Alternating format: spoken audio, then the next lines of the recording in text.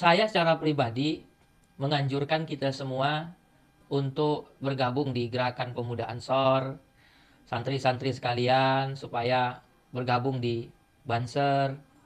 Kenapa saya menganjurkan agar santri-santri sekalian itu gabung di Banser, gabung di Gerakan Pemuda Ansor? Karena saya yakin, ya, hakul yakin, saya yakin bahwa orang-orang yang bergabung di Gerakan Pemuda Ansor, gabung di Banser, saya yakin kelak akan... Semua dari kita pasti ingin masuk surga. Tapi yo nggak obral-obral banget tuh ya masuk surga. Masa gara-gara masuk organisasi tertentu terus gampang banget masuk surganya. Ki piye iki keyakinan opo rek sing kaya ngene iki. Masuk surganya Allah Subhanahu wa taala. Kelak akan duduk bersama Rasulullah Shallallahu alaihi wasallam di surganya Allah Subhanahu wa taala. Dari mana saya mengambil kesimpulan ini? Dari hadis Rasulullah Shallallahu alaihi wasallam. Ini problem kedua. Ustadz ini menggunakan hadis palsu ya untuk mengobrol masuk surga. Bahaya pemahaman yang kayak begini ini. Di mana Rasulullah bersabda, "Man zara 'aliman faka'annama zarani." Barang siapa yang mengunjungi orang alim, seolah-olah dia mengunjungi aku, kata Rasulullah. "Wa man safaha 'aliman faka'annama safahani." Barang siapa yang berjabat tangan dengan orang alim, maka seolah-olah dia berjabat tangan dengan aku. Wa man jalasa 'aliman faka'annama jalasani fid dunya. Barang siapa yang duduk bersama orang alim, seolah-olah dia duduk bersamaku di dunia, kata Rasulullah. Wa man jalasani fid dunya ajlastuhu ma'i yaumal qiyamah. Dan barang siapa yang duduk bersamaku di dunia, apa kata Rasulullah? Ajlastuhu ma'i, aku akan mendudukkannya bersamaku, kata Rasulullah, yaumal qiyamah, pada hari kiamat. Yang ini bukan pertanyaan, tapi permohonan Ustaz. Assalamualaikum Ustaz.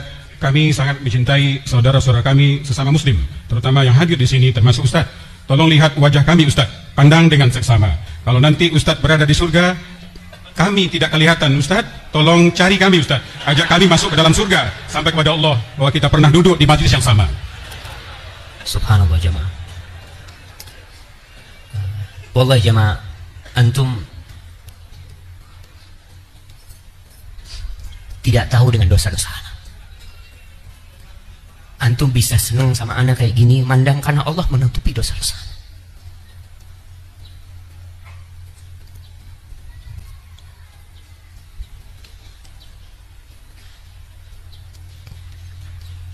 Andai kata bukan rahmat Allah, kita nggak ada yang masuk surga. Maka antum minta rahmat Allah SWT. Dan doakan Ustaz antum semoga dia juga masuk surga. Karena jangan dipikir kalau menjadi seorang ustadz itu surga sudah di depan mata. Enggak, jemaah. Sama kita sedang berusaha untuk masuk surga Allah Subhanahu wa taala. Dan perjuangan ustadz untuk masuk surga mungkin jauh lebih berat dari perjuangan antum. Karena fitnah, popularitas, kadang-kala riya, ingin dipuji orang, ingin dilihat orang. Para jemaah tahu yang pertama menjadi korek api neraka itu seorang ustadz. Rasulullah Shallallahu alaihi wasallam mengatakan, "Awwalu man tus'al bihi nar yaumil qiyamah." Yang pertama jadi korek api neraka itu alimun wa qari'ul Quran. Orang yang alim dan pandai membaca Al-Qur'anul Karim. Karena ternyata selama ini dia melakukan itu hanya untuk pujian orang. Dan berat kita memohon kepada Allah agar Allah menutupi dosa-dosa kita dan mengampuni semuanya. Maka kalau antum katakan seperti itu, nggak pantas antum mengatakan itu kepada anak.